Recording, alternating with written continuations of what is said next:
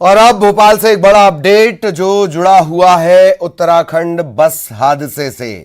शिवराज सरकार नया road safety plan लेकर आएगी। न्यूज 18 पर सबसे पहले सरकार का रोड सेफ्टी प्लान हम आपको बता रहे हैं। प्रदेश में ड्राइविंग टेस्टिंग ट्रैक खोलने की तैयारी है। हैवी व्हीकल ड्राइवर्स को ट्रैक पर कोचिंग करवाई जाएगी और पास होने के बाद उन्हें हैवी व्हीकल ड्राइविंग लाइसेंस मिलेगा। 2 महीने के भीतर संभाग मुख्यालय पर ऑटोमेटिक फिटनेस सेंटर खोले जाएंगे। लंबी दूरी वाले बस ऑपरेटर्स को 1 से ज्यादा ड्राइवर रखना अनिवार्य होगा। कम से कम 2 ड्राइवर तो रखने ही होंगे। 2 ड्राइवर होने का प्रमाण पत्र बस मालिकों के लिए कंपलसरी अनिवार्य किया जाएगा।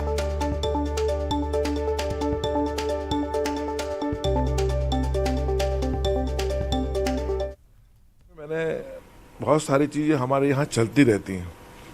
हम देखते हैं कि अधिकांश दुर्घटना के कारण या तो बस में कोई कमी होती है या ड्राइवर की कमी होती है।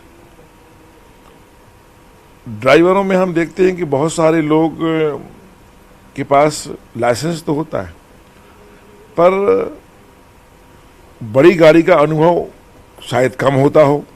बालो बसें हैं, पहाड़ों पर चढ़ने वाली बसें हैं, तो इसलिए परिवहन विभाग जल्दी ही हम लोग ड्राइविंग टेस्टिंग ट्रैक खोलने वाले हैं।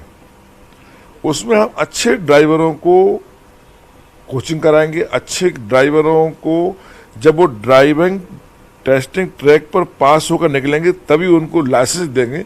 ऐसा प्लान हम लोग बना रहे हैं।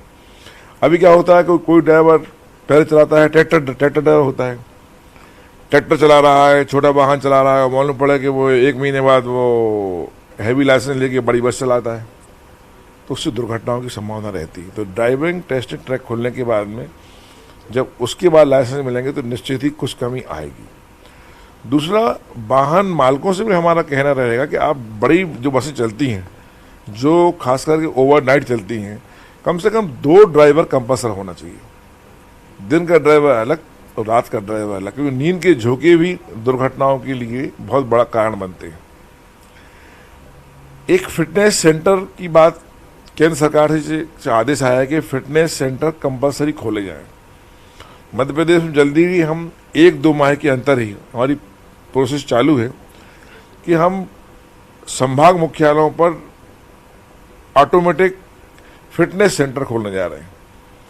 अभी क्या होता है कि आरटीओ के पास आपस गाड़ी जाती है, वो फिट है अनफिट है, उन्होंने सील टिप पर लगाया कि आपकी गाड़ी फिट है।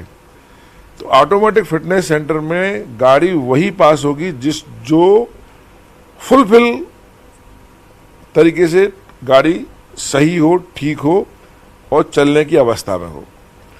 सुप्रीम कोर्ट की गाइडलाइन के अनुसार उसमें सब चीज हो। तो ये तमाम बातें गोविंद सिंह राजपूत साहब को आप सुन रहे थे। उन्होंने जानकारी दी है कि किस तरीके से ये जो नई पॉलिसी होगी उसकी एक झलक भी आपको मोटा मोटी मिल गई होगी। नया रोड सेफ्टी प्लान है दरअसल ये। सहयोगी शरद इस वक्त हमारे साथ जुड़े हुए हैं। शरद के पास आपको लिए चलेंगे।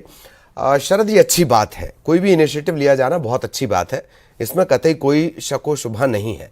पर सवाल दरअसल ये है शरद कि ये तमाम बातें ये सिर्फ हादसे के वक्त उठती हैं।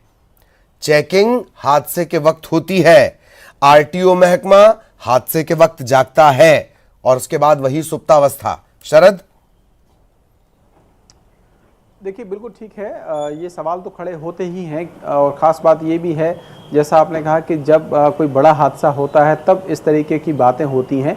निश्चित तौर पर अगर इसको नियमित प्रक्रिया के तौर पर अपनाया जाए और जो काम जिस विभाग का है वो जिम्मेदारी से करें तो संभव है कि काफ़ी हद तक, सिर्फ विभाग ही नहीं, यहाँ मैं लोगों को भी जोड़ना चाहता हूँ कि लोग भी अगर जो नियम हैं, जो रोड सेफ्टी के नियम हैं, उनको अगर पालन करें तो काफ़ी हद तक जो सड़क हादसे हैं उनको कम किया जा सकता है।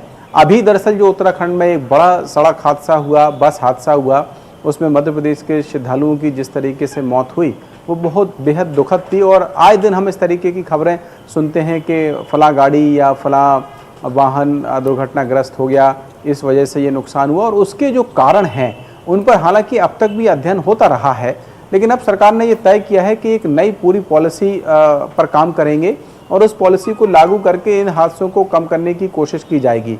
अव्वल तो ये कि क्योंकि जब कोई बस हादसा होता है क्योंकि उसमें कई सारे यात्री होते हैं और पूरी जिम्मेदारी जो वाहन चालक है उसके ऊपर होती है कि वो पूरी तरीके से अपने काम में दक्ष हो और नियमों का पालन करता हो।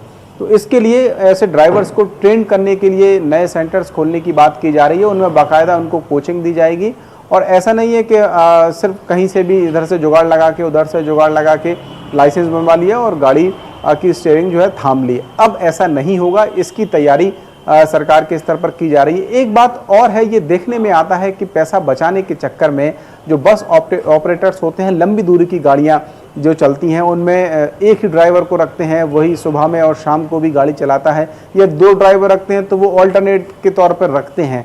अब ये एक नई व्यवस्था, नई जो पॉलिसी बनने जा रही है उसमें ये होगा कि 2 ड्राइवर्स तो रखना अनिवार्य होगा ही होगा और उसका प्रमाण पत्र भी उनको देना होगा।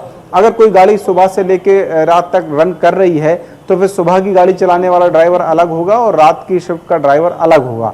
तो इस तरीके की कुछ व्यवस्थाएं करने की बात की जा रही है। हालांकि इन सबसे इधर एक बात और है कि लोगों को भी कहीं ना कहीं जागरूक होना होगा।